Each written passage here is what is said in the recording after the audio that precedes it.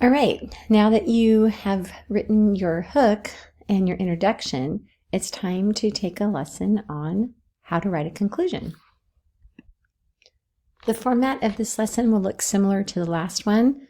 Part 1 will be types of conclusions, and you'll watch a video that will have Mr. Sato explain some different methods for writing a conclusion.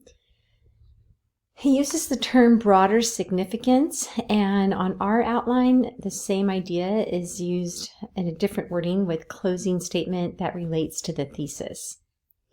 So you'll watch this video and fill in the areas that say response, and when you finish the video, you will come down here to part 2 and practice writing your conclusion. So for this part, again, you're going to turn off the video you're watching now and watch this video. All right, now you should have finished filling in wherever it says response up in the green section, and we're ready to start practicing writing a conclusion. Let's follow these steps, and just like on the last lesson, I will model using the model essay, and then you will work on it on these boxes down here where it says your intro and write your conclusion. The very first step is to copy and paste your introduction into the your intro box below. The reason we need to bring your introduction over here is because it's really important to reread your introduction to help you write your conclusion. And so it's just better to have it right here on the page. So I could get mine from the last lesson, which is where you'll probably get yours, or maybe you're going to get yours from your outline. So let's go ahead and do that step, and I'll show you how I do it. I went back to the introduction lesson about writing a hook. It's the hook lesson, and I am going to copy and paste my introduction paragraph right here so I can reread it. And you should go ahead and copy and paste your introduction paragraph right here. So I did step 1, and then I'm going to reread my introduction paragraph to help me write it. I will not make you go through that with me, but I know I have the whole thing here. The next step is to follow the steps in the write your conclusion box.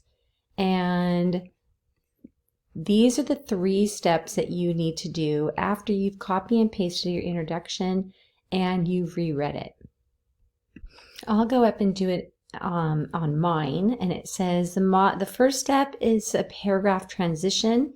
If you can't think of one, you can look in the video that you just watched from Mr. Sato at 1:23. There is a chart there that has a bunch of different options for the transition. And for me, I think I'll just write in summary. By the way, he says that teachers do not like in conclusion, but I don't have any problem with the words with the transition in conclusion. Okay, so I've done this first step, and then the next step is to restate the thesis. And remember that your thesis is up here where it starts with the short story Harrison Bergeron by Kurt Vonnegut. And so this is going to be the thesis that I need to revise. And I already had to do that one time with the topic sentence. So it's like the second time I'm rewording it. So I came up with this one. It's similar, but I've changed it up a little bit.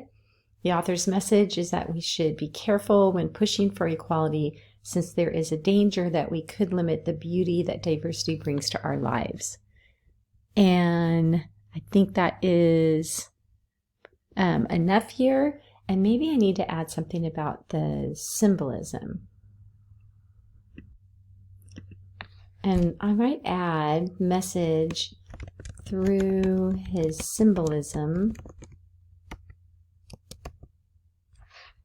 is that. Okay, I think I like that. What's the problem here? Okay, now I've done the first step and the second step. And now we're coming to this part about the broader significance, or that closing statement that relates to the thesis. When I watched the video and I went through all the different steps here, I decided that for looking at my introduction, I wanted to do the book ending. And he actually said that one is a good one and it usually works pretty well. So if I'm going to use book ending, I have to remember what I have in my hook.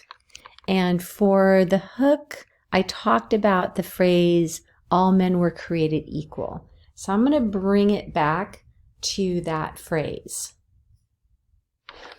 And I wrote, remember, while the words all men were created equal are crucial to our Constitution, it's important that the word equal in this context, that the word equal needs to be closely examined and understood.